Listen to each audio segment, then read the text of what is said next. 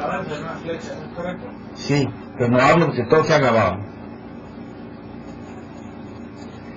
Bendiciones, mis amados. Bueno, contento de volver a estar con ustedes. Hoy está mi hijo mayor en los controles, ya que mi esposa va a estar por varias semanas de vacaciones. Bueno, hemos estado hablando sobre cómo vestirnos a la imagen de Dios, porque en la mesa de los panes de la proposición o de la presencia, donde Dios propone, lo más importante es que Cristo se nos revele, y cuando Cristo se nos revela y Dios nos toca, no volvemos a ser iguales. Entonces, cuando hablamos de vestirnos, como quedamos la semana pasada, de la ropa, del vestido de Dios, no estamos hablando de una vestimenta física. Él es espíritu. Entonces, cuando hablamos de renovarnos, como terminamos en Colosenses, en el versículo 3:11, una renovación en la cual no hay distinción y que va siendo un proceso en donde el hombre que confía en Dios y ha creído en Él, ¿cierto? Por la confianza en su Dios, Él comienza a cambiar en su interior. Pero, ¿cómo es ese cambiar en el interior? Porque cuando estamos hablando de que el hombre tiene que cambiar en su interior, estamos hablando de cambiar la manera en que las personas piensan. Si tú no cambias tu manera de pensar, de cómo te has visto siempre por la forma en que te ve Dios, y tú regalas tu oído, y tú regalas tus ojos a que la información que tu mente tenga no sea conforme Dios dice que tú eres, va a ser muy complicado que tú puedas vestirte del Señor.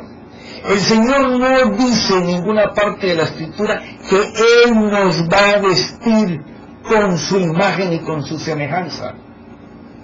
Nos deja esa tarea a nosotros. ¿Y por qué Dios deja esa tarea a que nosotros nos vistamos de lo que Él es y de lo que Él dice que nosotros somos según Él? Porque depende de que nosotros deseemos y anhelamos el carácter y la naturaleza de ese Dios. Empecemos por lo básico. Nosotros tenemos que empezar dándonos cuenta que lo primero que tenemos que colocar en nuestro culto racional es el que Dios nos hizo justos. Antes de que viniera el Señor Jesús, aquella fe que iba a ser revelada, o aquella confianza para el hombre que iba a ser revelada, que lo hemos visto en capítulos anteriores, el hombre se justificaba por sí mismo, colocando un cordero y poniéndole las manos encima, y confesaba públicamente sus pecados. El sacerdote le daba un cuchillo y él mataba a aquel animal, y él mismo se hacía justicia. Entonces, aquel hombre tenía su propia fe. Y te dije en capítulos anteriores que eso es lo que nos ha pasado en la iglesia de hoy. La iglesia de hoy camina como si ellos mismos se hicieran justicia. Saben que fue el Señor quien les hizo justicia, pero cuando hablan como si ellos fueran los que pudieran ordenar las cosas en el cielo. Y es cierto que tenemos autoridad de parte de Dios para poder hacerlo, pero lo primero que tenemos que hacer es saber que ni tú ni yo podemos ordenar nada en el cielo por el solo hecho de que hablemos. Tú puedes confesar cientos de miles de palabras, hablar toda la Biblia, creer toda la Biblia, pero si tú no confías en quién va a ser lo que tú estás hablando, nada de lo que tú confieses va a suceder. porque primero hay que confiar en Dios para después creer. Y una de las principales cosas que necesita la iglesia hoy es saber que Él está justificado. Y justificado por lo que el Señor Jesús hizo de el Getsemaní a la cruz. Y ya lo hemos hablado en varios capítulos. ¿Por qué razón? Porque el que camina justificado sabe que el pasado malo o el presente que le atormenta, él está luchando con ese pasado y con ese presente porque él quiere, porque le ha entregado su mente y su pensamiento a aquel que le dice que no puede, a aquel que le dice que está mal, aquel que le va a enseñar las situaciones y las circunstancias con personas para hacerte ver de que todos están contra ti, que no te entienden, que no te comprenden, que te juzgan, que tú eres el malo de la película. Porque ese es el trabajo de él. Aprovecharse de que tú piensas mal para poder aprisionarte y arrinconarte. Pero aquel que entiende que el primer paso para vestirse con la ropa del Señor es aprender que si alguna vez tú reconociste y creíste confiadamente de que el Señor Jesucristo en el Getsemaní no hubo ya un cordero que el hombre pusiera, Dios mismo puso su propio cordero. No fue el pecador que depositó sus pecados sobre ese cordero, fue Dios mismo que quitó el pecado de nosotros y lo colocó sobre su cordero. Fue tanta la agonía del Señor que reza en la Escritura que Él goteaba sudor con sangre. Aquella lucha que estaba teniendo Él con el mal. Porque tú puedes enfrentarte al mal pensando que lo puedes vencer. Y ya te lo he dicho y te lo vuelvo a repetir, porque parte de la justificación es que tú entiendas que tú y yo no podemos pelear con el diablo. Tú y yo, si nos enfrentamos al mal, perdemos. Por eso es que muchas personas tratan de abandonar posiciones de pecado, de error, y no pueden salir.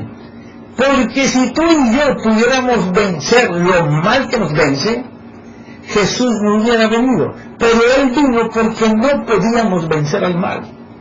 Luego la única fe a enseñar al Padre que venció el mal es la del Señor Jesús.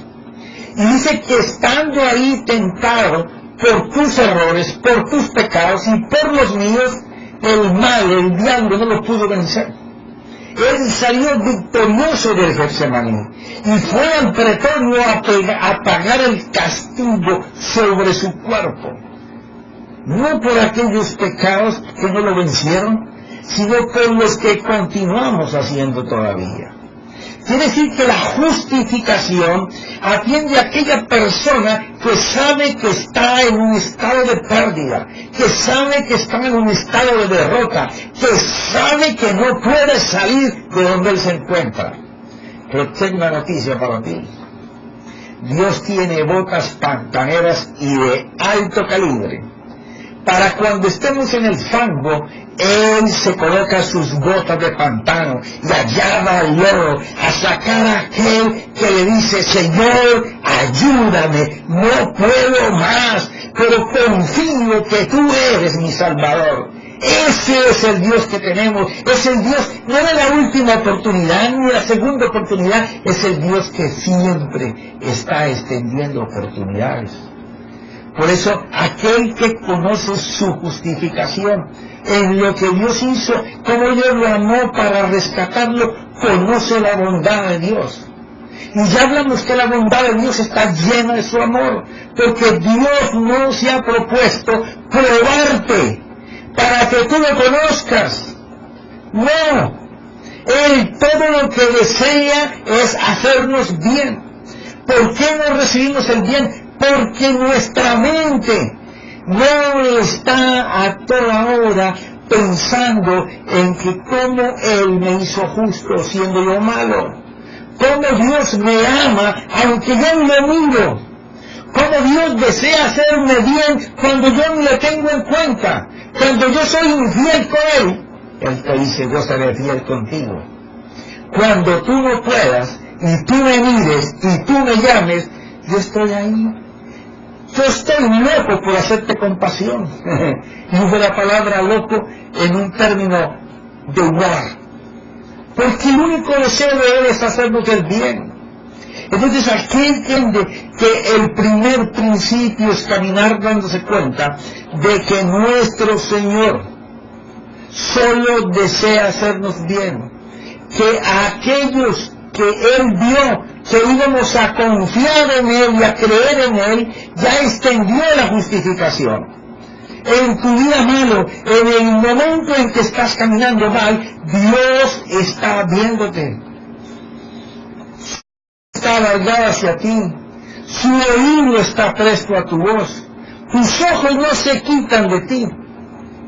¿Por qué razón? Porque Él sabe que tu oído y tus ojos han sido entregados a alimentar tu mente y tu culto racional de las cosas que no permiten que tú avances. Pero Él, que conoció tu principio y tu fin, sabe que va a haber un momento, y aquí es donde entra aquel versículo que hemos parafraseado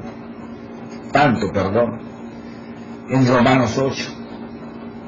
Él va a hacer uso de las fuerzas buenas y de las fuerzas malas que vengan en tu vida en aquel día malo, y va a hacer que todas ellas cooperen para ayudarte a salir de donde estás. Cuando usted entiende el deseo de Dios de hacernos el bien y cómo Él preparó esa justificación para nosotros, también tienes que entender que cuando tú comprendes ese deseo de Dios por sacarte del lodo, por sacarte del fango, por sacarte de la depresión, por sacarte de la enfermedad, por sacarte de esos estados en donde te sientes mísero, en donde te sientes que no sabes ni para qué naciste, aquel momento en que tú no sabes que la opresión llega a tu vida y miras tus años y dices, Dios mío, ¿qué he hecho? Yo estoy en pobreza, yo estoy en miseria. Dios te dice, dame tus ojos, dame tu oído. En vez de reunirte con la gente que te juntas, que te dan alimento para tu culto racional, que no te permite avanzar, reúnete conmigo. Y eso es lo que no queremos hacer. Estar con tiempo disponible para que nuestro culto racional se llene de lo que Dios dice que nosotros somos.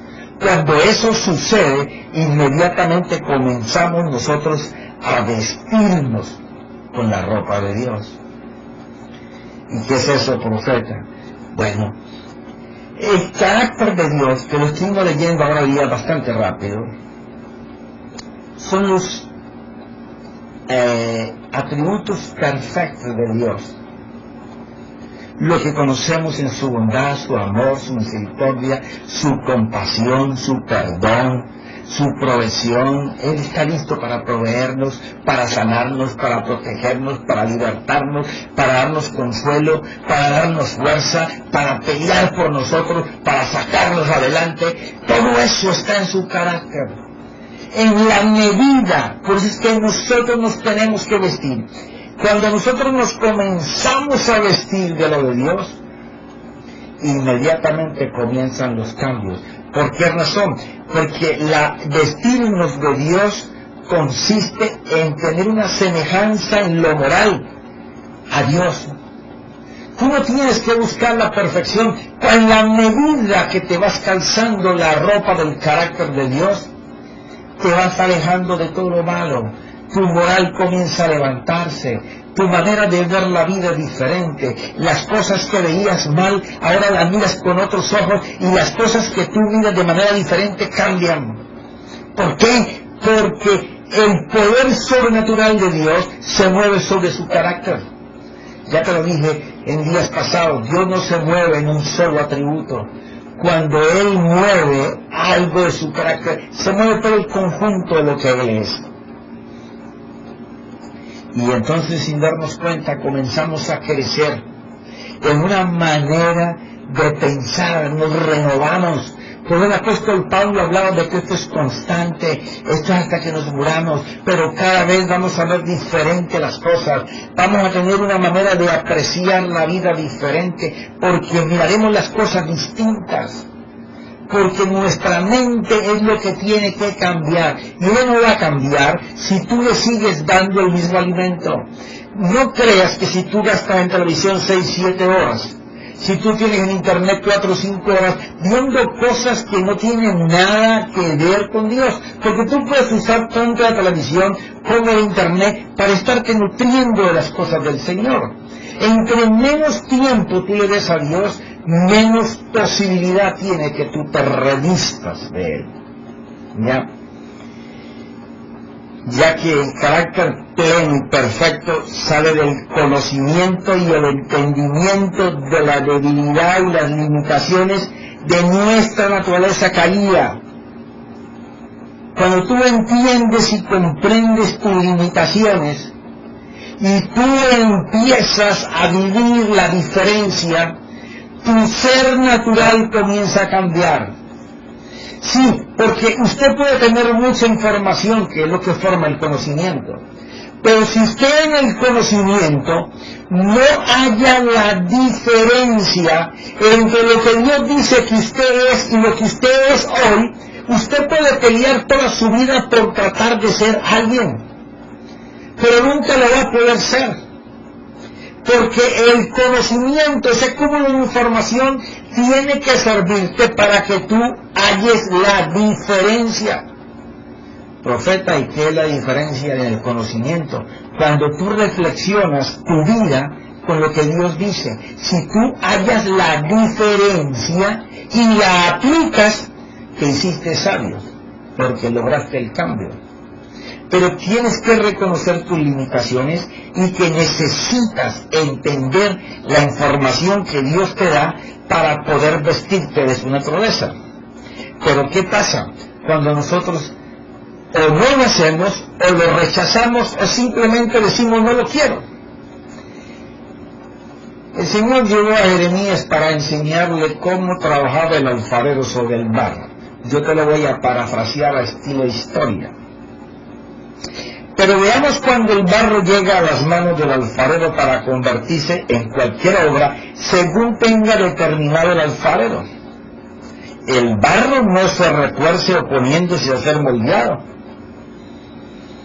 Cuando el barro llega a las manos del alfarero, quien es el que va a buscar el barro, ahora y lo trajo en tierra, ahora lo humedece y comienza a tratar de formar con él una obra. Pero la obra que él va a formar es según lo que el alfarero tiene en su mente, en su corazón, de hacer con ese barro. Según la textura que el barro le da, el alfarero piensa o en una copa para la mano de un rey, para luego forrarla en oro, o piensa que tal vez sea un trasto para poner una vela. Entonces, él en ese momento empieza a trabajar sobre el barro.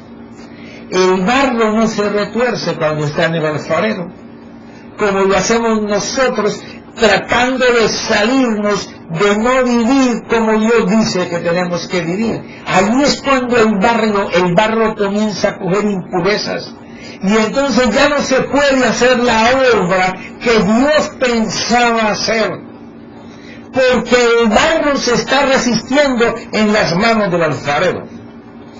Pero aún así, si el barro se retuerce oponiéndose a ser moldeado, y en su formación se mueve de tal manera que se destruye de la forma que el alfarero lo está dando, el alfarero destruye aquella forma que estaba haciendo, esa escultura, ese vaso, ese plato que estaba haciendo con él, para volver a formarlo. Y si el barro insiste por sus impurezas, a no dejarse hacer como el alfarero quiere que se haga, entonces dice en la Escritura que lo destroza el barro y comienza a hacer con ellos trastes para el labor, para colocar la vela, para colocar el mechero, para poner una piedra, pero no para lo que el alfarero cuando trajo el barro pensó. Pero no lo va a destruir, lo usa aunque sean cosas operacionales que no tienen ningún reconocimiento ni ningún valor, pero va a hacer algo con él. Por el contrario, si el barro se entrega a ser moldeado según las manos de quien lo formó, y no se mueve, ese no se mueve, quiere decir si obedece, que es una comparación tipológica a nosotros. El barro es que según el agua y según las impurezas él comienza a irse dañando cuando lo están construyendo, sino que confía en su hacedor. Entre más lo talle, más impurezas el alfarero va quitando, y entre más lo va purificando, mayor será la obra que va a hacer con él. ¿Qué quiero decirte con esto? Si queremos ver la gloria de Dios en nuestra vida, en todas las áreas, nosotros tenemos que ser permitidos, ser tallados por el Maestro. Porque solamente Él nos va a dar la forma que nosotros requerimos. Él sabe las impurezas y Él sabe cómo tratar con nosotros hasta poder lograr la obra que se ha propuesto hacer. Por eso, cuando el barro no se deja trabajar, comparándolo con nosotros, es cuando nosotros no queremos entregar las partes de placer que estamos haciendo hoy, aunque sabemos que nos están derrotando, aunque sabemos que están acabando con nuestro futuro, aunque sabemos que el final va a ser destrucción. Y algunos pueden perder no solamente lo económico, pueden perder su casa, su esposa, sus hijos, su empresa. Puede perder años de trabajo por solamente estar deseando vivir los placeres de la vida. Cuando tú decides vestirte del Señor, porque dice revestidos de Dios, porque queremos tener las armas para pelear en el mundo natural, como lo vamos a ver más adelante, pero no queremos revestirnos de Dios. Todo empieza con una guerra dentro de ti. Tú no tienes que hacerle una guerra al diablo. El día que tú le quieras hacer una guerra al diablo, ese día perdiste. Ya lo vimos en capítulos anteriores. El único que venció al diablo fue el Señor Jesús. Si tú vas a pelear con el diablo, te va a matar. Sí. Pero si tú, cuando te enfrentes a las situaciones malas, le dices al mal quién lo venció, cómo lo venció y cómo te puso a ti ganador dentro de él, entonces tu guerra no es con él. La primera guerra que libramos los que queremos cambiar nuestras vidas es con nosotros mismos. En nosotros mismos está el empezar, el poder ir muriendo, el ser capaces de entregar nuestro albedrío para que nuestra voluntad esté sujeta a la voluntad de Dios. Aquel que quiere solamente decidir por él y hacer las cosas no basado en los parámetros de los principios de Dios, él se cree libre porque puede decidir su vida, pero miserable de él cuando la mira. Está esclavizado de sus propias decisiones. Por eso el que desea un cambio y vestirse de Dios tiene que entregar su voluntad. Y esto es lo maravilloso. Cuando el barro le dice al Señor, Señor, aquí estoy sucio, tengo muchas impurezas, he cogido mucha mugre, mucha piedra, mucha basura de lo que hay afuera, necesito que me ayudes. Aunque estés en tribulaciones, en momentos difíciles, donde tú puedes mirar tu ayer y puedes mirar tu hoy y no le des sentido a tu futuro, puedes decir, Señor, hoy reconozco que te necesito. Y aunque estés en tribulaciones, siempre piensa que la compasión y la misericordia de Dios son tan grandes que el ser humano no las puede entender. El ser humano jamás podrá entender cómo en los estados más malos, en donde más hundidos estamos, donde pensamos que Él no va a ir, Él dijo que venía por los enfermos, no por los sanos, y Dios está más pendiente de esos. Vestirnos de Dios empieza no solamente rindiendo nuestra voluntad a Él y arrepintiéndonos de lo que estamos haciendo para cambiar nuestras vidas, sino que también de inmediato saber lo que Él hizo del Getsemaní a la cruz. Es muy poderoso cuando tú puedes enfrentarte a lo que te vence y tú le dices: espérate un momento, tú me has tenido prisionero, esclavo, por 10 años, por 15 años, por 20 años, por 40 años, pero hoy yo sé que esto que me vence a mí hoy fue puesto en Él hace 2013 años en el monte del Getsemaní, y Él peleó esta batalla por mí y Él la ganó, porque dice que aunque el diablo lo sedujo, lo tentó y lo excitó para que pecara, Él no pecó. Él ganó por mí. Y cuando dice que exhibió públicamente a todos los poderes debajo de la tierra, en la tierra y en los cielos, que había vencido sobre lo que te vencía a ti, Él sabe, el mal sabe, que cuando tú creas esto y cuando tú confíes en que tu Dios está parado delante de ti, sus ojos no se han quitado de ti porque Él desea hacerte salvación. Estás marcado por Dios para una misión, para una obra específica.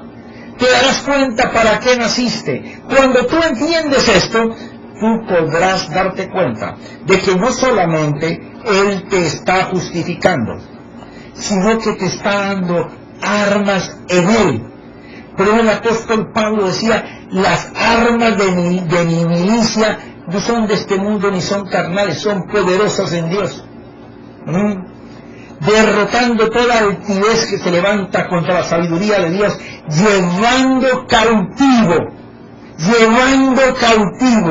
todo pensamiento a la mente de Cristo. Eso es impresionante para alguien que quiere salir, porque cuando en el momento el mal te ataca y los deseos vienen a seducirte, a tentarte, tú tienes que saber quién tú eres.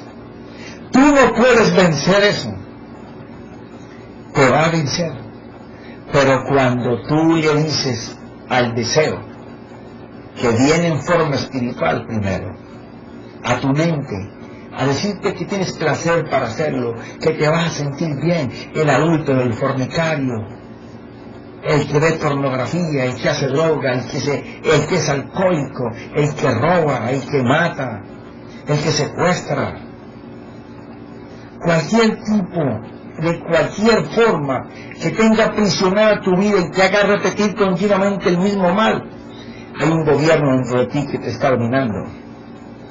Pero cuando te comiences a vestir de Dios, Él te da las armas para que te pueda defender también.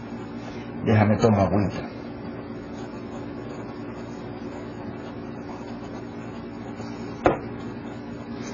Habíamos leído de Efesios 6:10 al 13.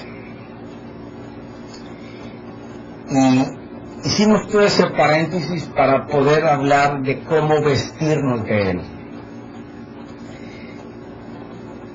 Y recuperar nuestro oído, lo que oímos, a quién oímos y qué queremos oír. Y disciplinarte para oír lo que te puede cambiar. Igual con tu vista. Ordenarla, disciplinarla a ver las cosas que van de acuerdo con lo que Dios dice que tú eres. Tú vas a cambiar. Y en cada pensamiento que estés generando te vas a estar vistiendo de Él. pero viene lo sobrenatural sobre su carácter del cual te estás vistiendo. Y dice Efesios 6:14, estad pues firmes, ceñida vuestra cintura con la verdad, revestidos con la coraza de justicia. Y aquí voy a compartir contigo algo que es una explicación en cuanto a la manera en que habla de ceñirse vuestra cintura con la verdad y revestidos con la coraza de la justicia. Cuando está hablando de ceñirse la cintura, no es de amarrarse un cinturón.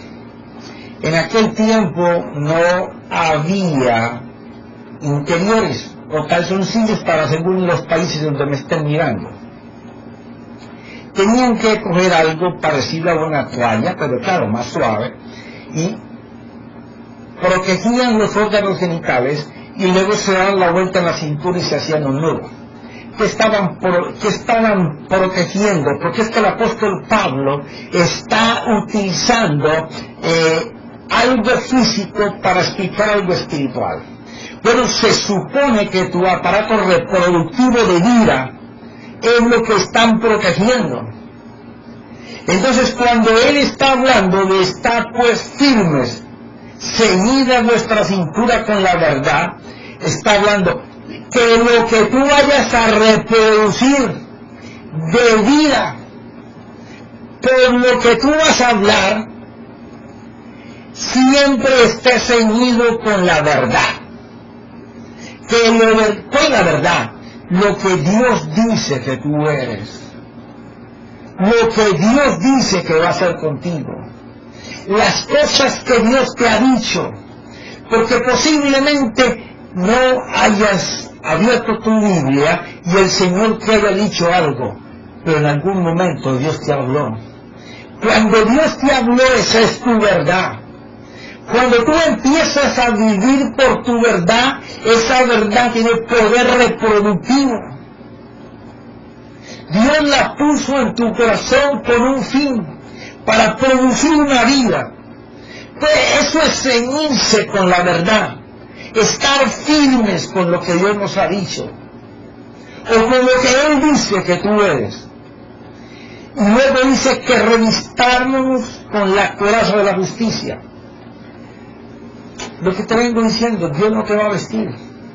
Una vez que tú tomas la verdad para oírla, verla y hablarla, confiando en que Él lo va a hacer, el siguiente paso es saber que cuando las tentaciones y las seducciones vengan, porque hasta que te mueras el pecado va a estar listo para tentarte, siempre estar dispuesto, no solamente con la verdad de Dios, para hablarle a mi hoy y a mi futuro, porque tú en tu hoy vas a preparar tu futuro. Ya tú no puedes hacer nada con tu pasado, ya tu pasado fue, el segundo que acaba de pasar ya fue, pero yo hoy, yo puedo formar mi hoy y crear mi mañana, dependiendo de las palabras que yo hable, la vida que yo dé con ella. Pero fuera de eso, tendré mi primera arma. Mi primera arma para enfrentarme con la seducción o la tentación es que le voy a hablar a ellos. Como yo estoy protegido por una coraza, como un tanque de guerra, y esa coraza es la justicia, y no la que yo me puedo hacer, la que Dios me hizo, donde Él miró mi vida, donde Él miró mis decisiones erradas, donde Él miró mis pecados, pero dijo, oye tú, el día que me escuches, el día que me permitas entrar a tu corazón, yo voy a arrebatar todo lo malo, yo voy a arrebatar tus errores, yo voy a arrebatar tus malas decisiones y me las voy a llevar y nunca más yo, tu creador, me voy a acordar de ellas. Entonces, cuando tú tienes una verdad, van a venir seducciones y tentaciones a que peques. Ahí es cuando tú tienes que hablarle al mal y hablarle de la justicia que Dios te hizo.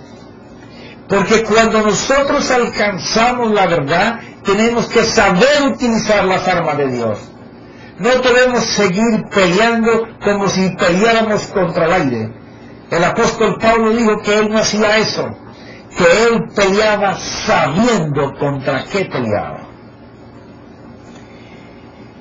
Cuando uno se afirma en las palabras que Dios me ha hablado, porque Él es veraz, yo sé que se van a cumplir aunque haya fallado. Todo lo que necesito para que se cumplan es ser obediente a Dios y tener tiempo con Él. Porque delante de las acechanzas y las trampas del mal, le recordaré a ellas por qué yo salí victorioso de esa tentación, de esa seducción, de eso que te tiene atrapado por años y no puedes salir. Pues tengo evidencias de que mi Señor Jesucristo, en el monte del Getsemaní, cuando le fue colocado mi pecado, Él venció. Así que yo no tengo la fuerza para vencerte pecado. Yo no tengo la fuerza para vencerte error.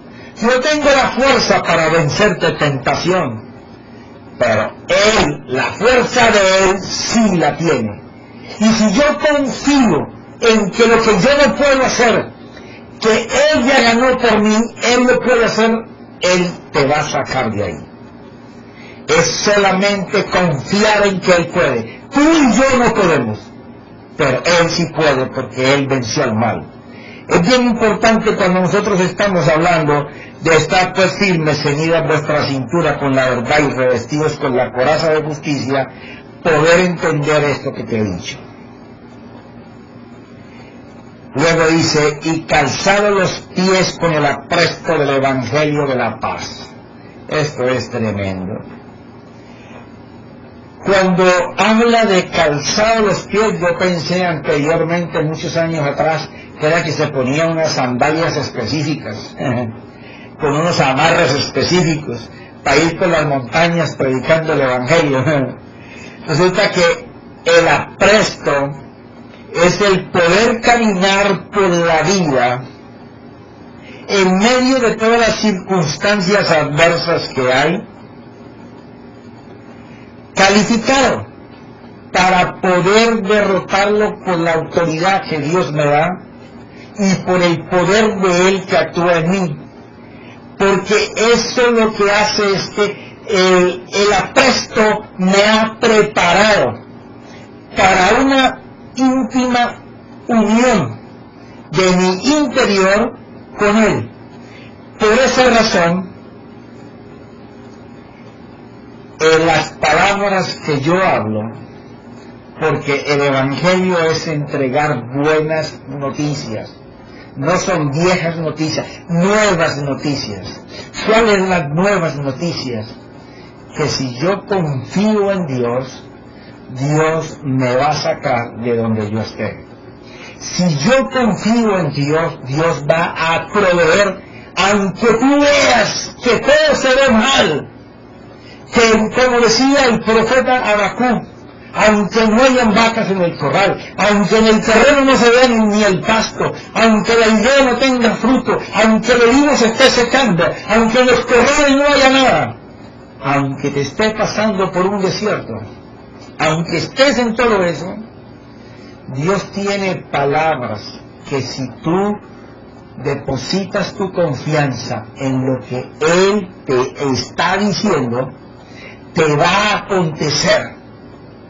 Por eso es que llevar las noticias en tu boca, de las buenas noticias, de que no importa lo que esté pasando, tú depositas tu confianza y tu reposo en que el Dios que te salvó no te va a dejar morir, que el Dios que te salvó no te va a dejar donde tú estás, que el Dios que te salvó te va a sacar de esa prisión que te tiene atado, que el Dios que te salvó te va a proveer para ti, para tu esposa, para tus hijos, para los nietos, para los bisnietos, para las generaciones que van a decir más adelante, mi padre creyó, mi madre creyó, Y porque ellos confiaron creyendo que su Dios haría, es que yo hoy tengo. Eso le van a decir tus nietos y tus bisnietos. Lo que tenemos hoy ha sido producto de lo que mi abuelo, mi tatarabuela habló y creyó. Esto es caminar con el apresto del Evangelio de la Paz. No es nada más que caminar constantemente dirigido por el Espíritu Santo. No es más que confiar plenamente en que todo lo que tú y yo necesitamos es ir a buscar a nuestro Dios de todo nuestro corazón. Él dice que no va a esconder su rostro si nosotros le vamos a buscar con toda la intención, con todo el anhelo y con todo el deseo. Dice que se va a dejar ver para hacer con nosotros planes que Él tiene en sus pensamientos, que son de bendición, de sanidad, de prosperidad y de bienestar para nuestras casas. Ese es nuestro Dios. Padre, te doy gracias en esta noche, Señor, por la guianza de tu Santo Espíritu, y confío plenamente, Señor, que al otro lado habían corazones sedientos, Señor, de entender que si confiamos en Dios, después podemos creer, pero no podemos seguir creyendo sin confiar, porque lo que nace es una pared que se llama duda. Nos enseñaron a creer sin confiar, ha sido un error, te lo he dicho en varios programas. Tenemos que aprender a depositar la confianza en Dios para después creer lo que nos ha dicho. Pero el tiempo se ha terminado, ya me dijo mío. Así que, Padre, te doy gracias en esta noche en el nombre de Cristo Jesús, y gracias, Espíritu Santo, porque tú siempre lo haces, y tú siempre creas, y tú siempre das formas, en el nombre de Jesús. Amén.